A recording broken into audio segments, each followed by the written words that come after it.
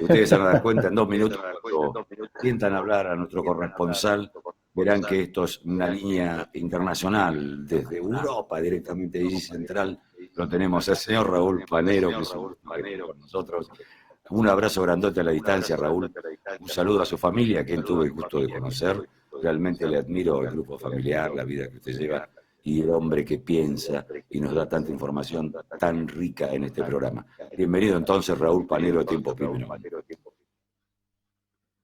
Muy buenos días, muchas gracias por este saludo tan afectuoso, se lo Es que el retribuyo tema, y Raúl, bueno, espero que se encuentren muy bien por allá por la capital federal. Yo acá desde la ucraniana República de Santiago del Estero. mezcladito un cacho con una parte de Córdoba también. Y los saludos y lo que te dijo Willy, sabes que es absolutamente sincero, el afecto que hay y el merecimiento que vos y tu familia necesitan. Bueno, vamos a los bifes que el tiempo se pasa. Tengo un problemita. Con todos los costos, los gastos, el gas y qué sé yo, estoy buscando un poco de querosén para el viejo gran metal, ¿viste? Por si viene ahora un poco el frío. Pero, ¿cómo está el tema de combustible? Bueno, es un tema justamente tan remanido, la gente no se explica muchas veces cuál es el motivo de por qué en Argentina se paga tan caro el combustible. Y se paga caro en realidad en función del bolsillo que cada vez se crece más para los argentinos, ¿verdad? Porque está atado al precio dólar y cuando el dólar se está tan, digamos, eh, de escaparse, de correrse, de aumentar, nunca de bajar. Evidentemente esto impacta directamente en el tema de combustible. Pero hay otra cuestión fundamental, que es una concepción que se tiene de lo que es la economía en materia energética. Primero que nada, el país no tiene un plan energético, no tiene una política energética clara, es según la laya del gobierno de turno, pero sí hay una constante.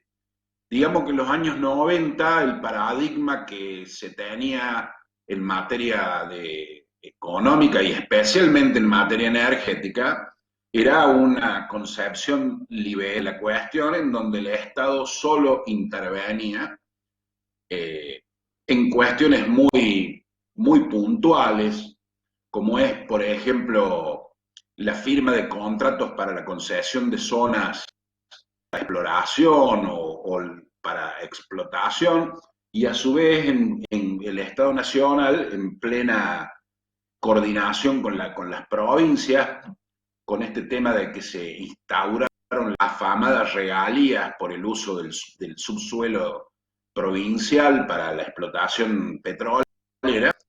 Una parte de ese precio van a engrosar las arcas provinciales, lo cual es justo porque si los yacimientos están en las provincias y los subsuelos son provinciales, evidentemente corresponde que se le haga un reconocimiento a esos bienes que son naturalmente de esa localidad o localía o de esa región o provincia.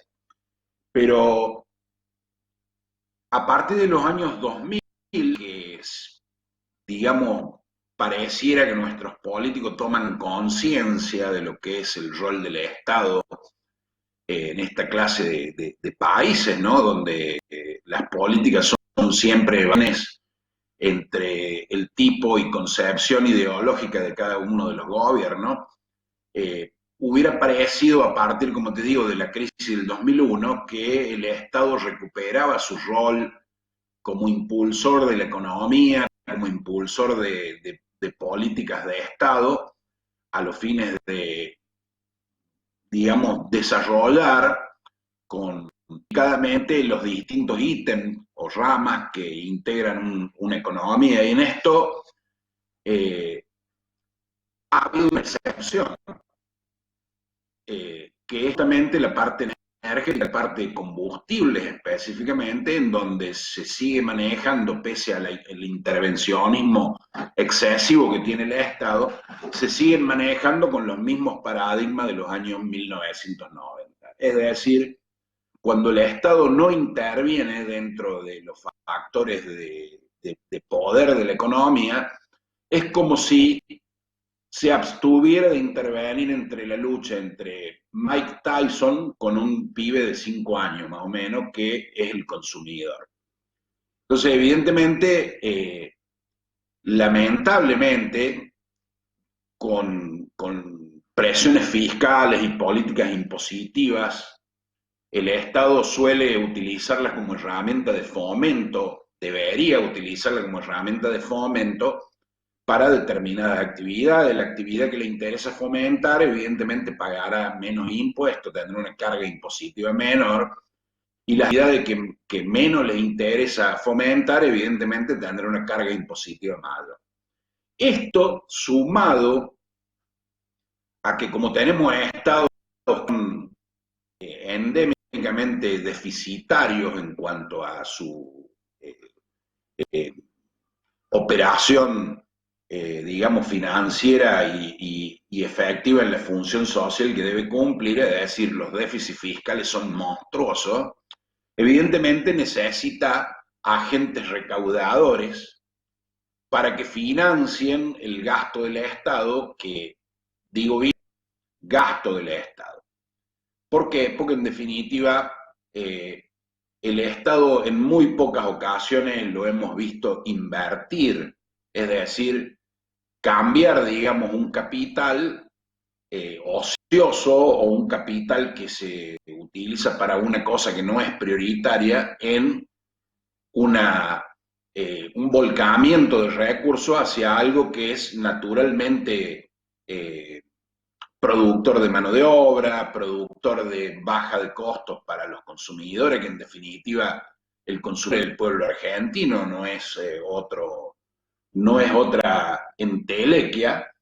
Y si uno se pone a hacer algunos números, es verdaderamente llamativo este factor. Por ejemplo, cuando nosotros vemos la seguidilla de endeudamientos que ha tenido la República Argentina, generalmente estos endeudamientos han sido para soportar los déficits fiscales reiterados que vienen produciéndose desde hace por lo menos 20 años, mínimamente, y anteriormente también, nada más que bueno, con otro, sí, de un montón, pero digamos el endeudamiento serial que venimos soportando tiene 20, 30 años, 35 años, y te diría desde el 24 de marzo de 1976 para hilar más finito, ¿no es cierto? Hemos tenido gobiernos que han sido endeudadores seriales de la República Argentina y que si uno te decía, como para hacer un ejemplo, para desarrollar la totalidad del potencial de Vaca Muerta, habremos escuchado permanentemente del gobierno de Cristina, del gobierno de Macri, que hacían falta 25.000 millones de dólares. Yo me pregunto de cuánto fue el último crédito a stand-by que tomó la República Argentina, ¿no? De prácticamente el doble que esa cifra. Y sin embargo, ¿a dónde fue a parar eso? A soportar déficits fiscales, a lo que se llama la ruleta o la bicicleta financiera, y evidentemente siempre, permanentemente, el último orejón del tarro es el pueblo argentino, es decir, el consumidor. Porque lamentablemente desde hace un tiempo a esta parte, no somos más el pueblo argentino, sino que somos el mercado, y dentro de este subapartado somos los consumidores. Así que ahí tenemos la razón, digamos, un poco de estos elevados costos. Lo que están haciendo las empresas petroleras con las estaciones de servicio, como por ejemplo las estaciones que no tienen bandera, son verdaderas tropelías. Y uno dice, ¿por qué no tienen bandera? Y bueno, porque en algunos casos se encuentran en zonas distantes, donde la cantidad de población no hace atractivo el mercado petrolero o el mercado del combustible y no le sirve la ecuación financiera de ganancias a las economías.